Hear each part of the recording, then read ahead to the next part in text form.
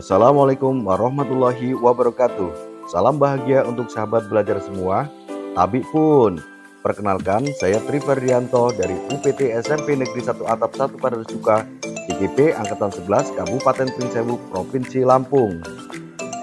Ketika mendengar nama Ki Hajar Dewantara, pastinya pikiran kita langsung tertuju pada istilah Ingar Sosung Tulodo, Ing Madya Maunkarso, dan Tuturi Handayani.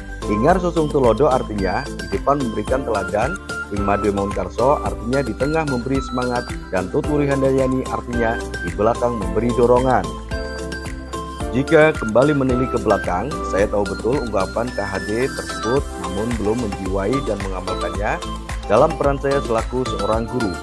Ketika menelisik lebih dalam tentang pemikiran KHD dalam modul 1.1 program guru penggerak, saya sebagai guru bimbingan dan konseling dalam melakukan layanan terhadap peserta didik sesuai dengan komponen bimbingan konseling yang memiliki 4 komponen, yaitu layanan dasar, layanan responsif, layanan peminatan, dan perencanaan individual serta dukungan sistem. Dari keempat komponen bimbingan dan konseling yang ada, layanan dasar, layanan responsif, serta layanan peminatan dan perencanaan individual, yang ketika melakukan layanan BK disesuaikan dengan pemikiran Ki Hajar Dewantara. Dalam layanan dasar yang sifatnya memberikan informasi kepada peserta didik, biasanya dalam bentuk klasikal, yang sebelumnya saya sering menggunakan model layanan teacher center, pemberian layanan berpusat pada guru. Setelah memahami filosofi dan pemikiran pendidikan menurut KHD, bahwa seharusnya guru BK pun memberikan layanan dasar tersebut dengan student center, yang artinya berpusat pada peserta didik, dengan melihat kodrat alam dan kodrat zaman yang memang sudah dimiliki peserta didik. Dalam layanan responsif yang sifatnya pemberian bantuan kepada konseli yang menghadapi kebutuhan dan masalah yang memerlukan pertolongan dengan segera, biasanya saya melakukan layanan ini lebih memberikan nasihat dan perintah agar peserta didik melakukan apa yang saya sarankan dan saya perintahkan.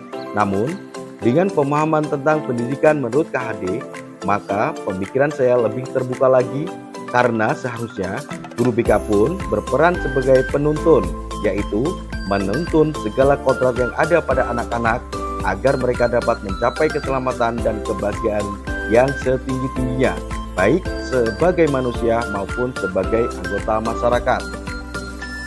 Saya harus mengakui bahwa ada banyak anggapan yang saya yakini sebelum mempelajari modul ini, antara lain: pertama, memandang anak-anak sebagai gelas dan kertas kosong, sehingga saya yang harus mengisi gelas tersebut sesuai dengan keinginan saya. Dalam hal pembentukan karakter, saya sering memperlakukan anak-anak layaknya kertas kosong. Hal-hal yang saya nggak baik, itulah yang perlu saya coret dan goreskan pada anak-anak. Saya menganggap bahwa watak mereka akan terbentuk melalui didikan dan perintah serta aturan saya. Kedua, memandang semua anak itu sama. Yang saya maksudkan adalah semua anak harus diperlakukan sama dalam pemberian layanan dasar karena bersifat klasikal, yang mana saya harus menyeragamkan metode layanan tanpa mempertimbangkan minat dan potensi masing-masing anak. Di sisi lain, dengan menyeragamkan metode layanan, maka saya tidak perlu disibukkan dengan pengelolaan pemberian layanan dasar dalam kelas. Ketiga, saya adalah penguasa kelas. Saat melaksanakan layanan klasikal, saya menganggap bahwa peserta didik harus mengikuti aturan saya dalam sesi. Saya punya kewenangan penuh untuk mengatur kelas menurut apa yang saya anggap baik. Setelah mempelajari pemikiran KHD dalam modul 1.1, pandangan saya berubah 180 derajat. Anggapan saya tentang ketiga hal di atas yang saya yakini selama ini adalah sebuah kekeliruan besar. Anggapan pertama, bahwa yang memandang anak-anak sebagai gelas dan kertas kosong, bertolak belakang dengan pemikiran KHD. Dengan pandangan tersebut, maka secara tidak langsung menganggap anak sebagai objek dan saya selaku guru sebagai subjek. KHD menyatakan bahwa hidup tumbuhnya anak itu terletak di luar kecakapan atau kehendak kita kaum pendidik. Anak-anak itu sebagai makhluk, manusia, dan benda hidup, sehingga mereka hidup dan tumbuh menurut kodratnya sendiri. Dengan demikian, maka saya selaku pendidik harus bisa mengarahkan tumbuh kembangnya kodrat tersebut. Selanjutnya, saya memandang semua anak itu sama. Anggapan ini tentu keliru dan tidak sejalan dengan pemikiran KHD. Menurut KHD, setiap anak itu memiliki keistimewaan dan keunikan masing-masing. Mereka punya keunikan dan karakteristik tersendiri sebagai individu. Saya sebagai guru seharusnya memberi tuntunan pada anak-anak menurut minat dan potensi masing-masing. Hal ini sejalan dengan analogi dari KHD bahwa seorang petani tak akan dapat menjadikan padi yang ditanamnya itu tumbuh sebagai jagung. Saya teringat sebuah cerita ketika suatu ketika di satu tempat diadakan sebuah kompetisi dengan peserta kambing, ikan, kera, dan burung.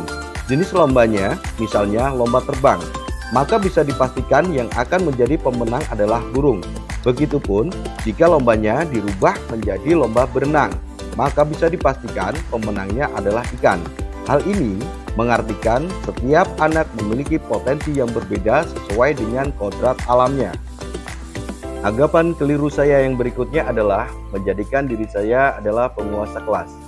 Hal ini tentu kontras dengan pandangan KHD yang harus berhamba pada anak. Berhamba pada anak berarti menaruh rasa hormat dan siap melayani kebutuhan anak dalam pembelajaran. Tentunya sebagai individu, kebutuhan belajar peserta didik pastinya berbeda. Hamba yang baik akan selalu melayani kebutuhan tuannya sebagai pribadi yang unik dan menghormati keunikan itu. Implikasi dari berhamba pada anak adalah pembelajaran yang guru lakukan haruslah berpusat pada peserta didik. Pembelajaran yang berpusat pada peserta didik berarti bahwa pembelajaran harus menempatkan peserta didik sebagai pusat dari proses belajar mengajar. Sama halnya dengan layanan dalam BK, harus memberikan layanan yang berpusat pada peserta didik, sehingga akan mengembangkan minat, motivasi, dan kemampuan individu menjadi lebih aktif, kreatif, dan inovatif, serta bertanggung jawab terhadap proses belajarnya sendiri. Setelah memahami pemikiran KHD dan menyadari kekeliruan saya bertekad untuk mulai melakukan perubahan dalam memberikan layanan terhadap peserta didik yang saya lakukan. Saya akan memberi ruang dan kebebasan pada peserta didik untuk menggali potensi mereka menurut kodratnya masing-masing.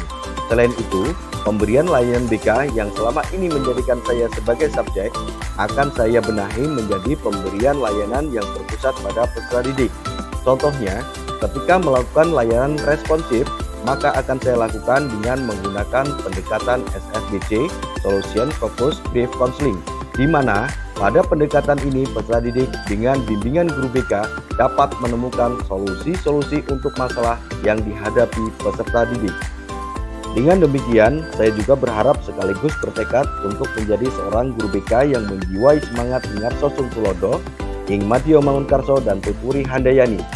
Sehingga kedepannya saya akan berperan sebagai penuntun di mana saya sebagai guru BK menjadi penuntun yang memberikan bimbingan, arahan yang sesuai dengan peserta didik, tanpa memberikan perintah dan memaksa keinginan pribadi, tetapi lebih kepada membuat kesepakatan bersama dengan peserta didik, sehingga ketika suatu masalah yang dialami peserta didik dapat terselesaikan dengan solusi yang memang diharapkan peserta didik, maka diharapkan bisa mengantarkan peserta didik mencapai keselamatan dan kebahagiaan yang setinggi-tingginya, baik sebagai manusia ataupun sebagai masyarakat seutuhnya, sesuai dengan tujuan pendidikan menurut Ki Hajar Dewantara.